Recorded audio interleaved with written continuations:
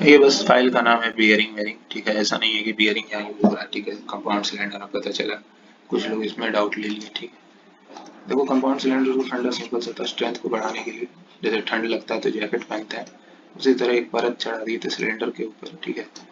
भाई साहब ये चौथी बार वीडियो बन रहा है, चौथी बार, क्योंकि इतना डिस्टरबेंस है ना यहाँ पे।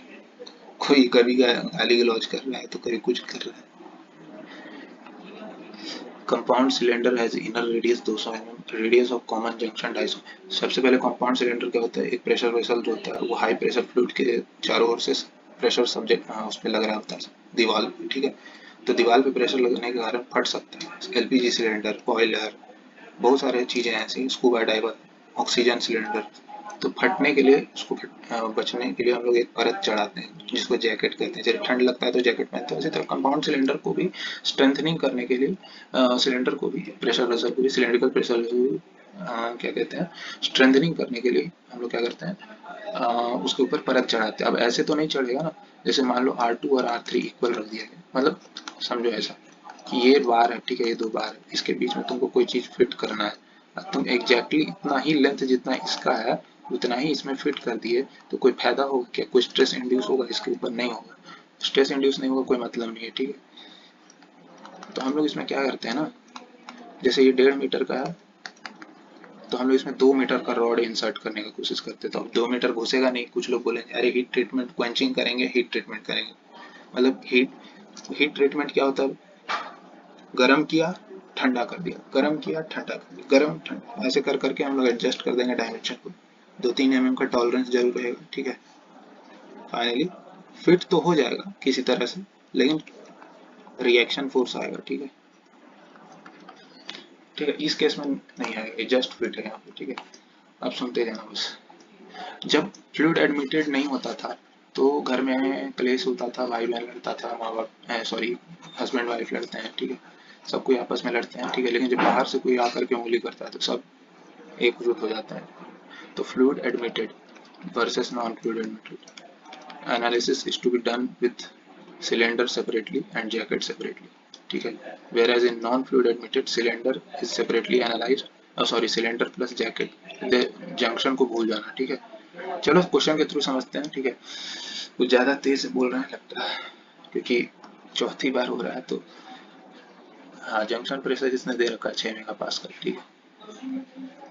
R1 200 है, R2 दे दिया, R3 दे दिया, ठीक है। Effect due to shrinkage pressure, मतलब अभी कोई ये नहीं डाला गया, ठीक है, फ्लूइड नहीं डाला है, ठीक है। तो सिग्मा आर किस काम आता है, ये कांस्टेंट निकालने के काम।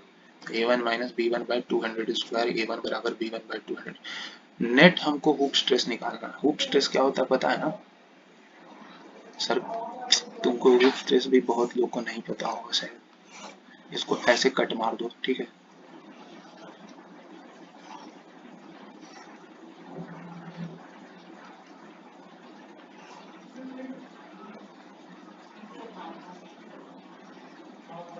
ये ऐसे जो कट मारा गया ना, ये जो यहाँ पे स्ट्रेस लगेगा इसको हुक स्ट्रेस कहते हैं, जो इसका सरकमफेरेंस बढ़ाता है, सरकमफेरेंशियल है हुक स्ट्रेस, ठीक है। तो नेट हुक स्ट्रेस निकालना, जब फ्लूइड नहीं था, श्रिंकेज प्रेशर था सिर्फ, मतलब जंक्शन जो था, मतलब क्या था, सिलेंडर जो था कंप्रेस हो रहा था, जैकेट जो है एक्सपैंड हो रहा था। बड़ा डायमेंशन कंप्रेस, छोटा डायमेंशन एक्सपैंड हो रहा था, ठीक है। तो जब फ्लूइड एडमिट नहीं हो रहा है तो सेपरेट एनालिसिस आप करो, पहले सिलेंडर के लिए फिर जैकेट के लिए, ठीक है। A1 बराबर B1/200 स्क्वायर, ठीक है। फिर R बराबर R2, 250 पे प्रेशर कितना आ गया, -6, ठीक है। कैसे, कॉमन सरफेस पे दे रखा है ना प्रेशर, -6 कॉमन सरफेस। अब यहाँ से A1 B1 सॉल्व कर लो, ठीक है। A1 B1 सॉल्व करने के बाद ये आया वैल्यू, ठीक है, A1 और B1 का, ठीक है। अब देखो A1 B1 एक बार सॉल्व हो गया, ठीक है। अब यहाँ पे हुक स्ट्रेस आप निकाल सकते हैं, ठीक है।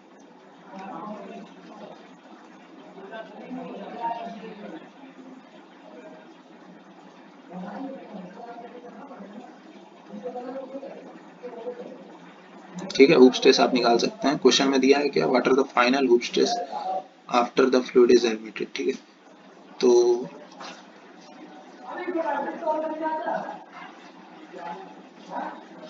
A1 B1 निकल चुका है, तो सिग्मा सी कितना हो जाएगा inner surface A1 plus B1 by R1 square.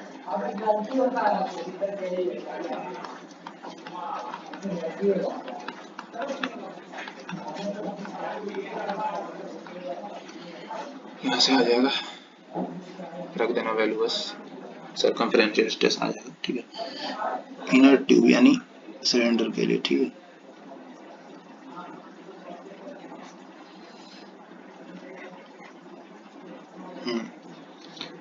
रहा बात जैकेट के लिए। ठीक है, जैकेट के लिए अलग एनालिसिस होगा क्योंकि घर के अंदर का मामला है। ठीक है, कोई फ्लूइड नहीं है।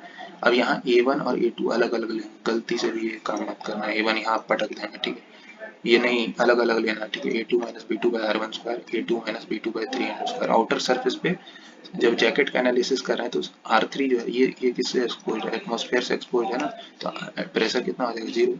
रेडियल सिग्मा आर प्रेशर के बराबर था, जीरो हो गया।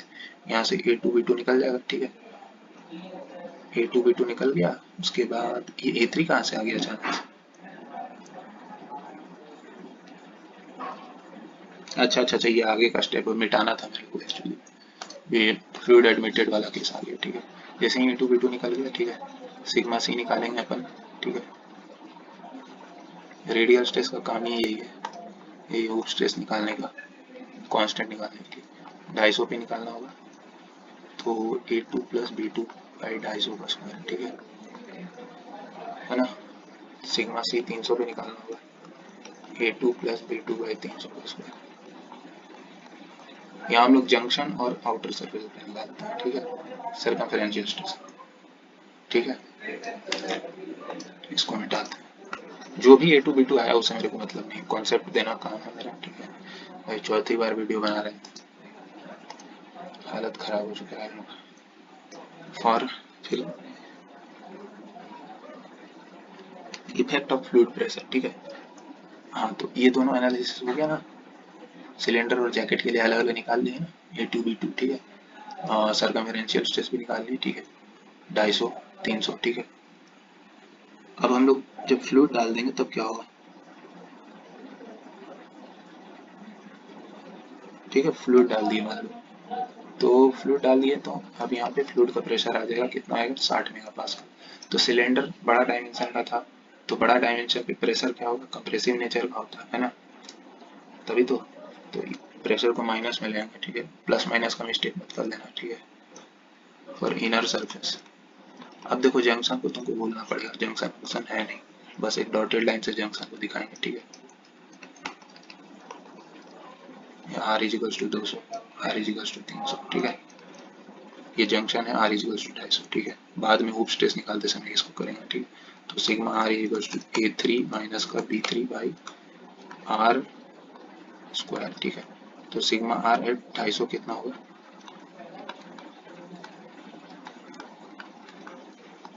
सिग्मा R कितना आ जाएगा जंक्शन पे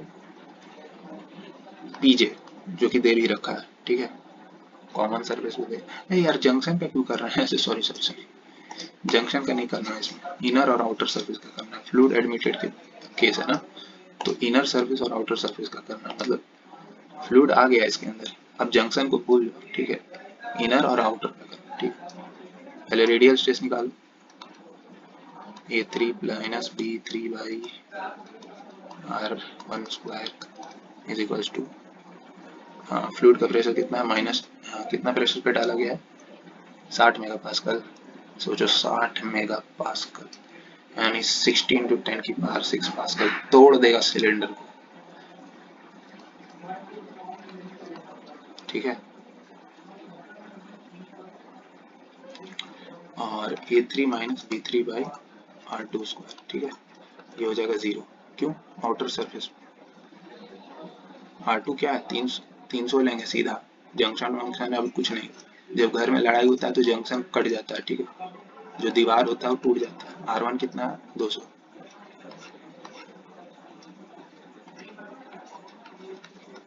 ठीक है, अब यहाँ से A3 B3 निकल जाएगा।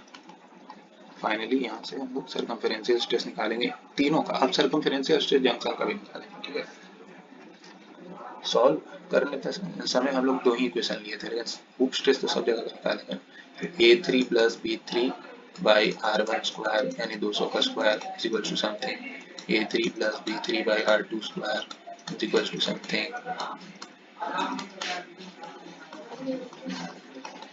ठीक है। यहाँ पर मान लो ये वैल्यू कितना है, 208 MPa, यहाँ पे कितना है 156.16, 128, ठीक है। बाकी जगह कितना है वैल्यू, बाकी जगह अगर बात करें तो जैकेट में मेरा हुक स्ट्रेस जो आया है 33.26, 250 पे 33.26, ठीक है। इसको अलग पेन से लिखना पड़ेगा मेरे को, 33 पॉइंट, देखो राइटिंग बहुत खराब हो चुका है मेरा, उसको लिए मेरे को थोड़ा सा, क्योंकि तीसरी नहीं चौथी बार है, 33.26 और 27.26, ठीक है, 300 पे, ठीक है। और इनर पे, इनर इनर इनर रेडियस मतलब सिलेंडर में कितना आ रहा है, सिलेंडर पे कितना आ रहा है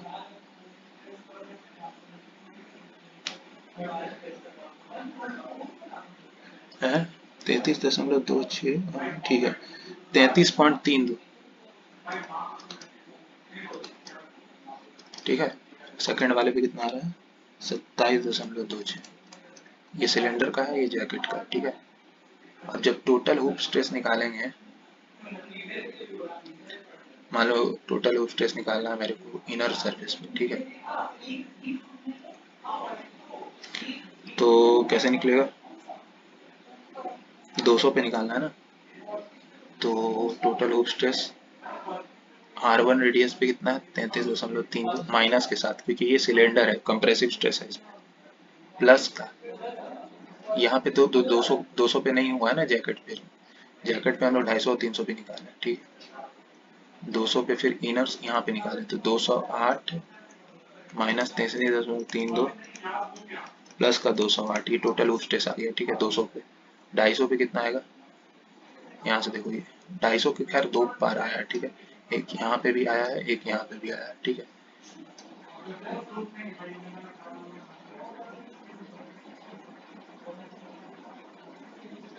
ठीक है, अब दो बार आया है तो एक बार इसके लिए निकाल लो, सिलेंडर के लिए, जैकेट के लिए अलग निकालेंगे और क्या, तो माइनस 27 दशमलव कितना था सिलेंडर के लिए 26, ठीक है, प्लस का सिलेंडर के लिए सर्कमफेरेंशियल वाला कितना था यहाँ से 156.16, ठीक है, R2, ठीक है।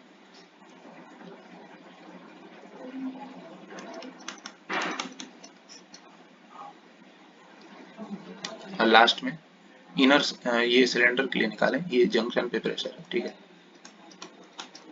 और लास्ट में मेरा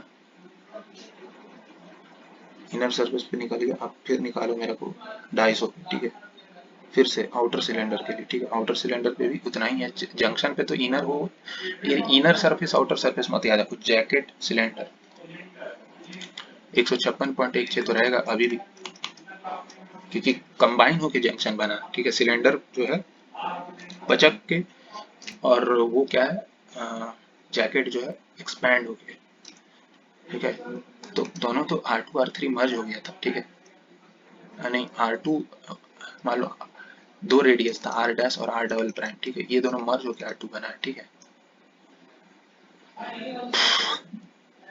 अब ये प्रेशर कितना था जैकेट के लिए 250 पे 33.26, ठीक है, ये हो गया जैकेट, और इसके लिए बोले तो इसमें अलग अलग एनालिसिस होता है, ठीक है, तो थोड़ा मेहनत ज़्यादा लगता है। Finally hoop stress at R equals to 300, 300 पे क्या है कि 300 पे कौन कौन प्रेशर डाल रहा है, 300 पे मेरा ये वाला एक 27.26 और 128, ठीक,